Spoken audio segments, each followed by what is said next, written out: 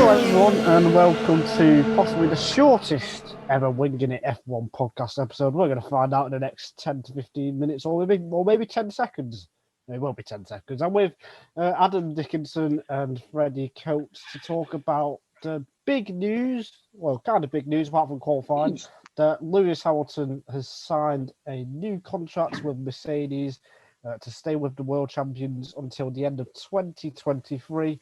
Still don't know his teammate. There was a bit of a surprise about the timing of when the news dropped. I expected it to be like not on a Saturday morning, but it happened. Straight into it. What did you guys make of it?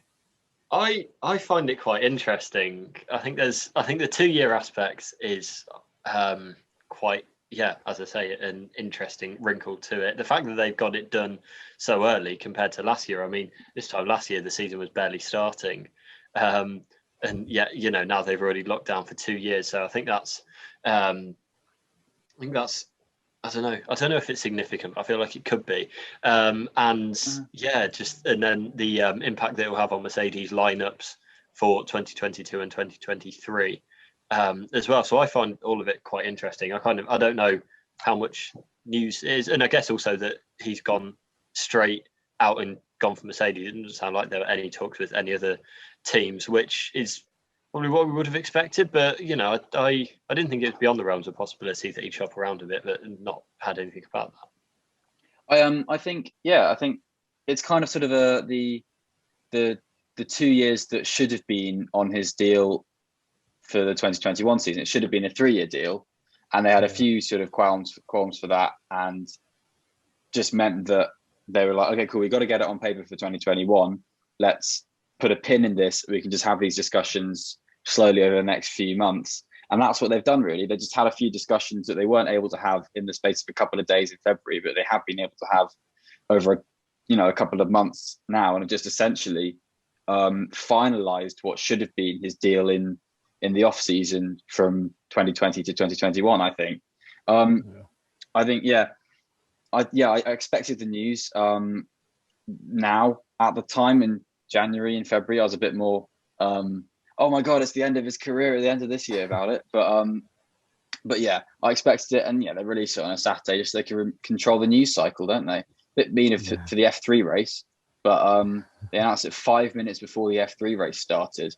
The F3 Twitter account was like, why are you doing this before our race? Now no one's going to watch our race. But it was still a good F3 race. I still had it on in the background while I was bashing out my thoughts on it, not thoughts on it, just that it was happening. Yeah, the facts, and the facts are that Total Wolf at least says, I don't know if it's a fact, but Total Wolf says the contract was signed because they want to focus on this year and fighting Verstappen and Red Bull, because obviously they're losing at the moment. Do you kind of think that's true, Adam? Yeah, I think it could be. That definitely obviously wasn't a factor last season. But equally, I don't know, it's just like PR. I kind of don't, it's like they all say stuff that is believable, but who knows really? Well, Lewis and Toto know. But yeah, it kind of, it makes sense, but it's one of those, who really knows? I feel like I buy it. I think it seems like, they could leave it hanging over them, but they may as well get it over and done with. And it's a good thing to say for a press release. Yeah, we want to fight Red Bull and all that kind of stuff. And it's uproarious and cool and gives them a lot of gusto. But at the end of the day, it's like, if we're going to sign it, may as well just sign it, and that kind of thing. Mm. And that it gets it out of the way. It isn't a distraction. That's true. But I don't think the full motive was, let's get out of the way so we can now put our effort into driving 0.2 a lap faster or whatever they need to do. Yeah, I think that's kind of where my cynicism comes from. It's like, how much per lap does Lewis Hamilton signing or not signing his contract really contribute to? Like, Bottas signed his contract for this year very early on last year, I think, after he won the season opener, and Lewis didn't seem to struggle dispatching him. So. Well, PR speaker's fine. PR speaker's fine. It's probably their biggest announcement of the year so far, so they may as well fluff it up a bit. Well, wait till he wins the next 3 races, then we'll be right. The two most interesting things that I took from it is that it's now in line with when Wolf's contract ends at the end of 2023, and it also means Verstappen is almost certainly not going to go to Mercedes until 2024 at the earliest, depending on, of course, what the pecking order is. Then everything could change, of course. So I mean, those are his the two contract, interesting things for me. Verstappen's contract with Red Bull till whatever, till 2023 kind of confirmed that to me, because they can be very fierce on making people stick to contracts. They were with Ricardo. It took Vettel a long time to fiddle out of it, apparently. And stuff. Yeah, it did. I mean, on that, and I'm sure we'll kind of get onto this, but with the length, obviously it's the headline is 2023. He's going to be on the grid till then, but we don't know any of the clauses in this or the breakout clauses and whatever. So we only get the really simplistic view of what the contract is, and across all sport, there's always various caveats that you can use to leave yourself out, or a team can use to leave you into a contract. So yeah, we'll probably never know all of that, but it's just, I don't know, I think it's just it's interesting to think about that when you're seeing the headline of, he's going to be there till 2023. I imagine he will be, absolutely. I kind of expected a 2-year deal though, because I think another 1-year deal wouldn't make too much sense to me, just given for because there's no confidence in that, is there? Yeah, to me, and you want to secure kind of what you're doing. So I think 2 years is the right number. And then 3 years is probably 1 year too long because of his age. So I think 2 years is kind of the right. It's kind of what I thought would happen, at least in the last couple of months. You're right. It'll be 38 by the time the contract comes to an end. Which, I mean, Kimi and Fernando are proving that age is just a number. Particularly Fernando recently, his performance has been brilliant. I think Lewis is as well, to be honest. Really, has he? Not I don't bad, know. Not bad. But yeah, it's kind of if it was going to be 1 year, why would they announce it now? It would essentially be a nail in the coffin on his career if they announced 1 year now. But if they announced that a 1 year in December, then it's maybe. But if it was announced in July for it to be only 1 year, it definitely becomes a farewell tour. Because it's a July announcement, to me, 2 years makes sense. If it was nothing was announced, like last year, nothing was announced, then it becomes more likely that there's still thoughts in the back of his mind, still complications with it about carrying on. But there aren't any, and that's why it's so early. I think if I'd seen a 1 year deal, I don't think having it now versus December really changes it. But I thought the 1 year deal was a very real possibility, because we're going into the biggest shake-up in the sport for at least 7 or 8 years, and I think to me, you think you'd want to Fangio it. To me, it kind of would have made sense from both sides to kind of see where Mercedes and Hamilton are at come the end of next year, because we saw with the last in 2014 how it can completely turn the order upside down, not literally, but. Yeah, I don't think I don't know whether I expected a 1 year, but I certainly wouldn't have been surprised. And I think 2 years is, it shows a lot of faith, obviously, on both parties, because they are kind of stuck together, and Mercedes presumably stuck with quite an expensive contract to pay out for 2 years. But yeah, I didn't think it was as much of a lock for it to be 2 years as either of you. Yeah, I can say go on, Freddie. Oh, I just think the comparison can be made always to Valtteri Bottas, who's always had only a 1 year deal, and the fact that they're so willing to put a 2 year deal, which is essentially, like I said earlier, just completing the 3 year deal from beforehand for Hamilton, is just, it says a lot about their faith in him. Like you say, Adam, the faith on both sides, the partnership. It will be the 10th and 11th seasons of Mercedes and Hamilton. Every year of his Formula One career has been with Mercedes, really, because McLaren and Mercedes were the works team. When McLaren hired him as a junior driver, they were essentially the Mercedes Formula One team. He's never not been Mercedes. So it's still also just such a perfect partnership. That perfect partnership, perfect partnership with Bottas, I guess, which Hamilton talks about. Hamilton in the past has said Bottas is the best teammate he's ever had or could have. Do you think this No Heikki announcement Kovalainen. I was about to say that. Do you think this announcement affects whether Russell or Bottas or whoever is in the car next year? Yeah, I mean, I just going back. I didn't jump in before because I thought I was going to sneeze, and I didn't want to sneeze just as I tried to jump sneeze. in. I think comparing it to Bottas, they're two very different drivers. Obviously, they drive for the same team, but I think beyond that, the similarities end. In all honesty, but yeah, I think it's an interesting one because, and I think this is a point that Nigel you've raised previously, that Mercedes won't want Russell going in with Hamilton, or I think they'd much rather him going with Bottas. But on the Freddie flip side, said that, not me. Well, there it was. I'm backtracking. on the I think flip side, we've all said it. Yeah, it makes sense. And Yeah. but on the flip side, surely you want the best two drivers in the car. And when you're picking between Russell and Bottas, I think it's clear that Russell is the choice for the best driver available to them to go in that second car.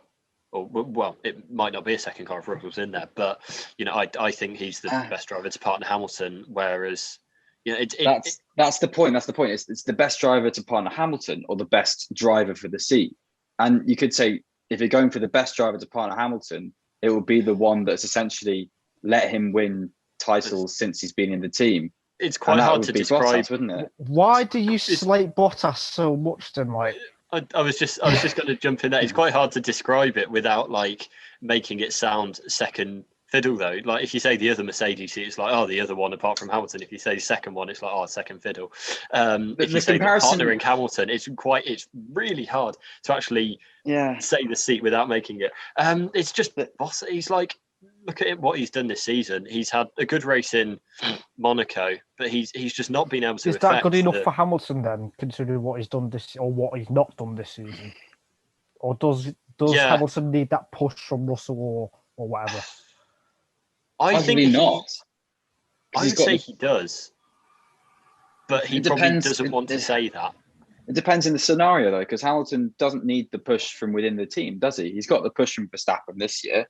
And Bottas hasn't provided it, but Hamilton has still been performing at an exceptional level. Look at Baku, for instance, the way he brought that back round from seemingly a disastrous weekend for Mercedes. Bottas couldn't bring it round. Hamilton knew he needed to claw it back and did.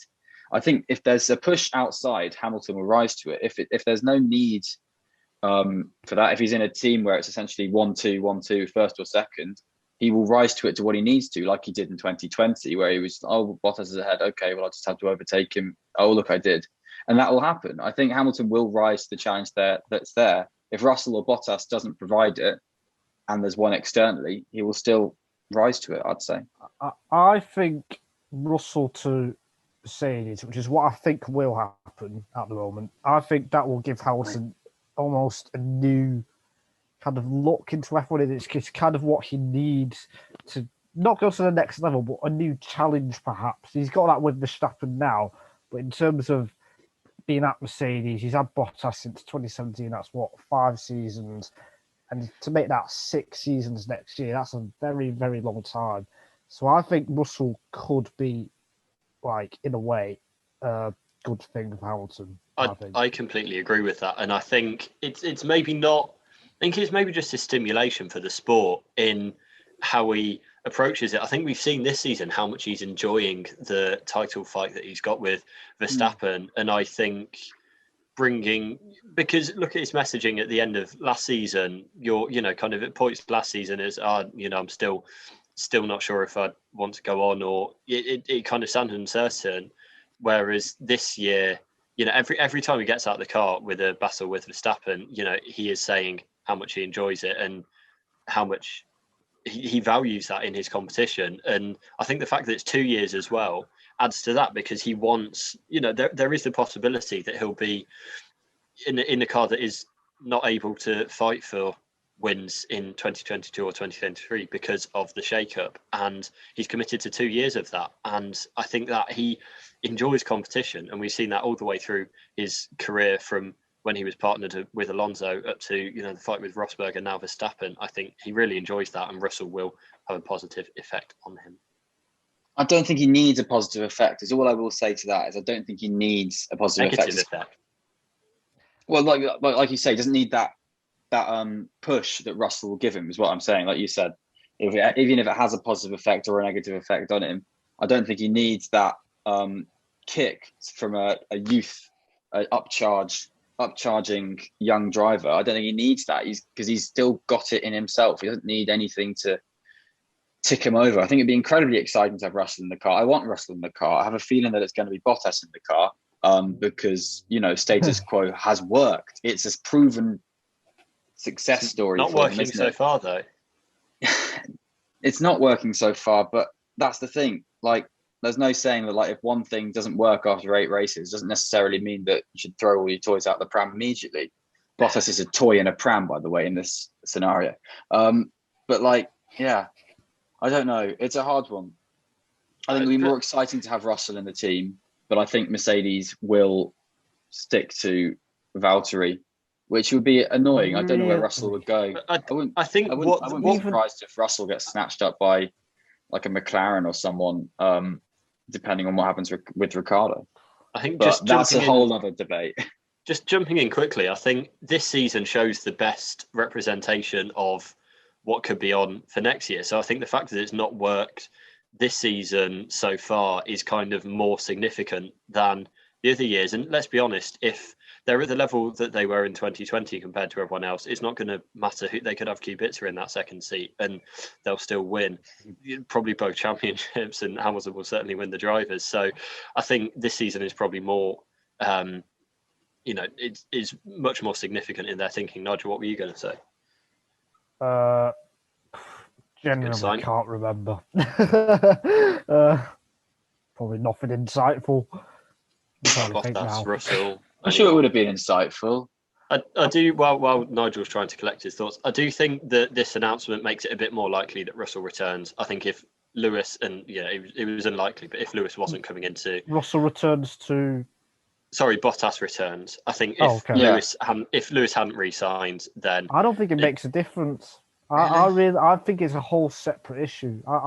Because to me, Lewis Hamilton was always going to stay. I think so. I don't think it really affects it. I think it's just it's a 50-50 coin toss. We're not going to know for a long time, and it looks. I mean, Russell has been very coy recently with a lot of things, and we could find out exactly. We could find out next week. We could find out in the summer. We don't know. I mean, Bottas, historically, when he's been re-signed for his next year, it's always been quite early on. I'd say it's sort of always before summer break and that kind of thing. Particularly last year, it was after like Hungary, so which is the third race of the year. Obviously, it's a weird year, but we've got a lot of time ahead, and we do think the word on the paddock grapevine is that it will be relatively soon. We're getting away from Hamilton's contract here. Well, if you think about how Bottas has been this year on the team radio and post-race stuff, his attitude, I don't see that him as a driver who's going to stay next year. But he's been asked to do that attitude. They want him to vocalize his frustrations. They've said that. I mean, yeah, fair enough. Don't have Russell it. If they're going to do so well. They're going to go out in public and say in an interview, we like it when he's like this. Why should he not act like that to the team? Because even if it's a PR line to defend it, like that's a completely stupid thing to do. So, they've got to be behind him with the way he is, and I feel like they definitely are. I don't know if I'm being naive thinking that, but even with that though, I think Russell's doing so well. Yes, he is. We should touch on that. They're almost forced to put him in the car. If they didn't, I know the fan reaction doesn't matter, but it would be pretty nasty. No, not nasty. It wouldn't be great, and it wouldn't do Mercedes' reputation much good, I think. If I was Russell, I'd leave. Honestly, I would too. Honestly, if they said Bottas is going in for another year ahead of you, I'd find another option, or I'd, put out serious feelers. Freddie, you mentioned McLaren earlier. I'd, be really looking around to see where I could go, because, it's almost at the point where it's taking the mickey here, I think. Williams want him to stay. They've been so open about that. They've got Doralton behind them, their investment company. So their job is to invest in things. So surely they would put money towards George if they wanted to, because he is a good, valuable asset to that team. Otherwise, what have they got? Latifi in 18th.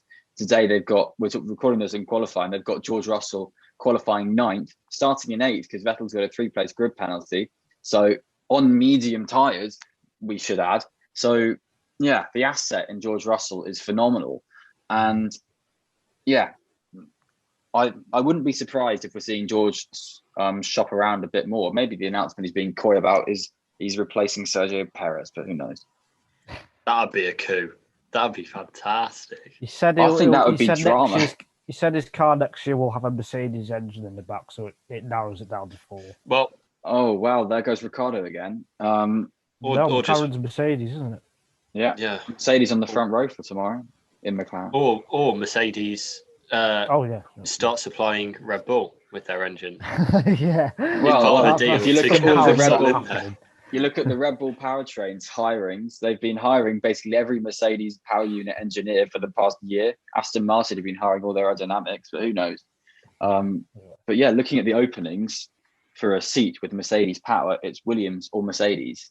Or, well, technically Lance Stroll isn't confirmed, but I mean, let's take a think about that. Oh, he's probably going to stay unless he punches his dad in the face. But we can narrow it down, and the cars with Mercedes in it are Williams and Mercedes, which have contractually simple openings. Contractually simple openings.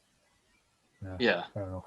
Have we got anything else to add on anything to do with this? Just my disappointment that Lando Norris has extended his deal with McLaren. When's that till?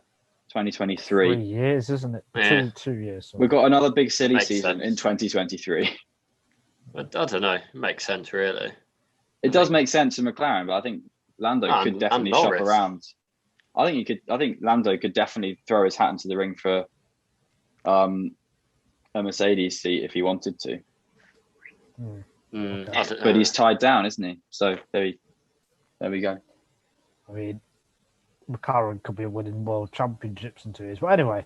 Exactly. Yeah, we don't know what's going on next year. Yeah. It feels easy to stay put. Even for George, it's not too bad to stay in Williams. You've got the most development time of any team come this on. year. That's a bold take. I mean, It's a bold take, but it's a possible take because we've got a cost cap. And the cost cap is working, basically. And then we've Nicholas got wind tunnel Latifi time. fighting for race wins. I'm not saying Nicholas Latifi, you mug. I'm saying Yeah, I George know, Russell. but he'll be in that car, won't he?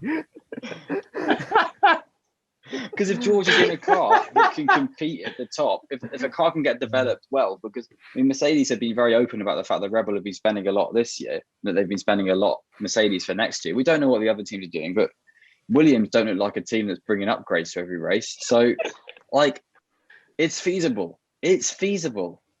I think we would, from what we've seen from Ricciardo this Williams in the year, last rule shake-up, 2014, they went from 8th to 3rd in the championship.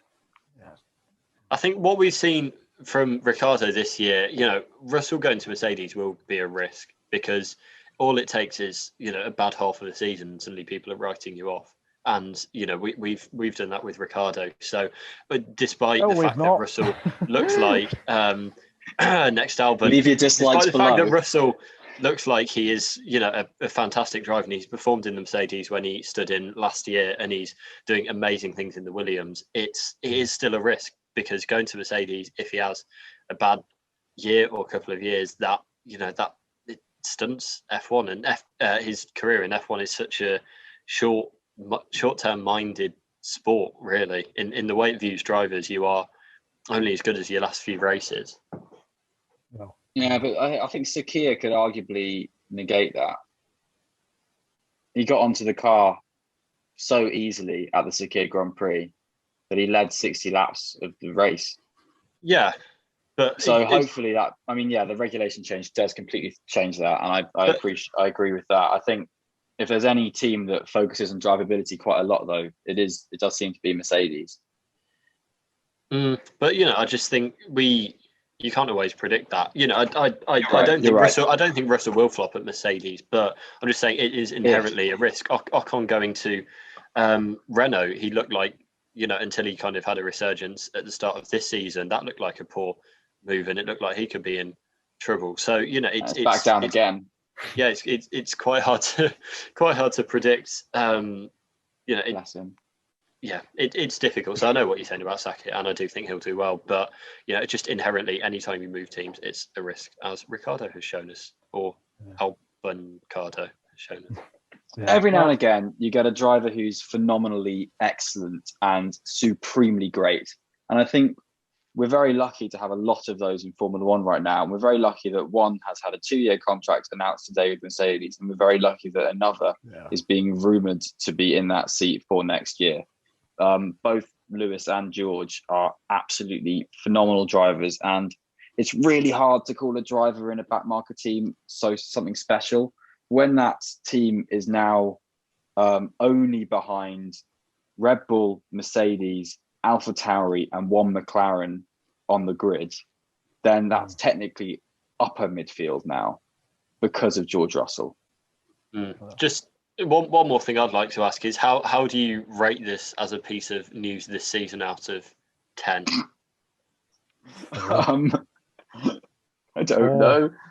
Yeah, it's just a contract, isn't it? It's classic news. It's low. 3, 4. If you retired, then 44. Hey, I'll put it like. Can't wait to rate 6. the Bottas news at 77. Put it at like 6 because it's still significant. It's significant. It's significant news. You're right. I think we can all agree that. Don't go on. It's bog standard news if we're talking about how it's rated, but yeah, that's all I was going to say. Nigel, you can throw what you're going to say into the. I think we can all agree that it's great news for F1. Mercedes will be happy, I'm sure, as well. I think we're all happy to stay for 2 years. He's staying at home, and for England, it will be coming home after this has gone out, probably. So if we're out, before then this is probably before this has gone out. I need to go and buy some drinks first. So that's the end for today. It wasn't the shortest podcast. We've overran as usual. We'll be back next time. See ya.